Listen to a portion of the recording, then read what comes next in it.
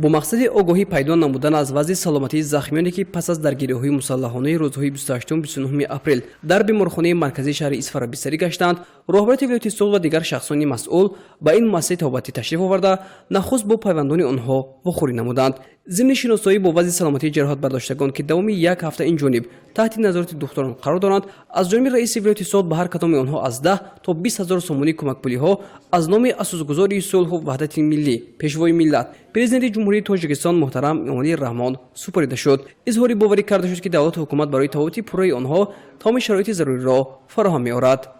فهمیدیم جنگ شده است، رفتیم قرقیزا و اموجب از سر بسری او سودن جنگ کروسیم خیلی سنگزنک شد، نمیدونم اکجا کدومش با همین سلوی شکوره ما هم پرام گردنمو با سخت شدیم بانیسی آورم سلامتی نقض میشه، همش دکترها نقض نگاه کروسیم همش نقض.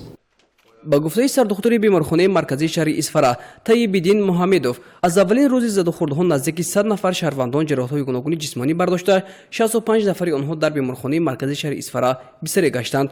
حالا از این شماره 39 نفر در بیمارخانه زیر نظارت قطعی طبیبان قرار داشته باقی مانده به خانه‌هایشان رخصت داده شدند.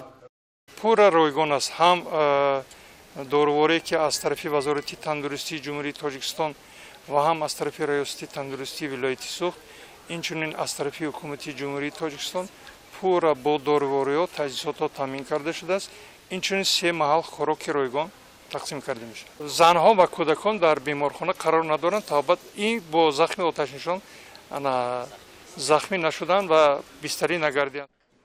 با گفته سردختور بیمارخانه بیشتر جراحت برداشتگان ساکنان عادی محلی بوده، با کمک و دستگیری‌های دولت و حکومت توبت همه آنها رایگان بر راه مانده شده است. ساکنان میناداری خویش را بر راهبری دولت و حکومت ابراز داشتند، زیرا برای شفایابی زخمی گشتگان طبیبان شب و روز تلاش ورزیده ایستادند. یگان خیلی راهی گرفت نیست. همین موی آنتیسنایپر که زدن، همین کیت زدن، تیر بالا برونده، شش بار رفته قبرهای شکسته کتف کنده برفتگی.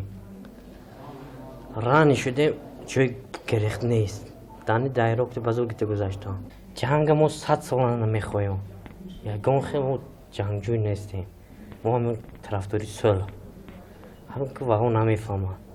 از همین بدنیا اومدیم که هر روز جنگ دلی ما بام زد. همین یک پروک شود که می ترایی و همین راکت نگذاریم قلاب کتای نشه. اما روزی باید بشه بیاندشتیم دیمو. اما زمین کنم بیت پونکتم ده. اما کسلی رفته که یاردم دو شده. اما شخص شده.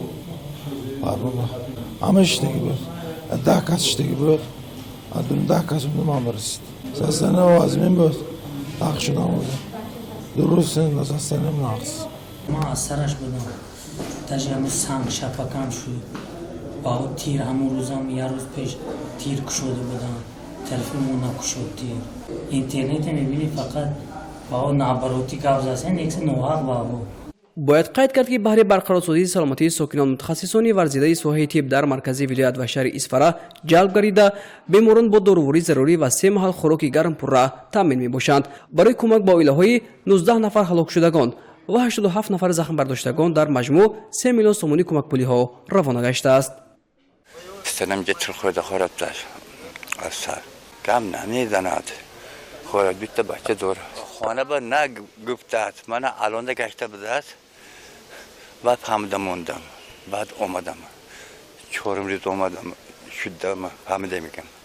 باعث ذکر است که طبق سپارش اساسگزاری صلح و وحدت ملی پیشوای ملت پرزیدنت جمهوری تاجیکستان محترم امالی رحمان راهبر ولایت سوغد و دیگر شخصان مسئول به منزل شخصانی در نتیجه مناقشه‌های مسلحانه مرزی هلاک شده نیز تشریف آورده از نام حکومت جمهوری تاجیکستان به نزدیکان و پیوندان آنها تعزیه بیان کرده شد. از نام پیشوای معظم ملت محترم امالی رحمان به اهل عائله شخصان بلوذکر به مقدار 70,000 سومانی کمک پولی سپرده شد. دولت و حکومت اهل عائله شخصان ففتیده را هیچگاه تنها نمیگذارد و همیشه برای دستگیری آنها از جمله فرزندان شهیدان چاره‌جویی میکند تا بستنی بلاغت رسیدن فرزندان شخصان مرحوم به تعلیم و تربیت آنها توجه خاص ظاهر کرده شده. پس از ختم مکتب میانه توسط کوتاها برای تحصیل آنها در مؤسسه عالی مساعدت کرده خواهد شد. همزمان برای پاس خاطر شهیدان لوحه یاد بود گذاشته می شود.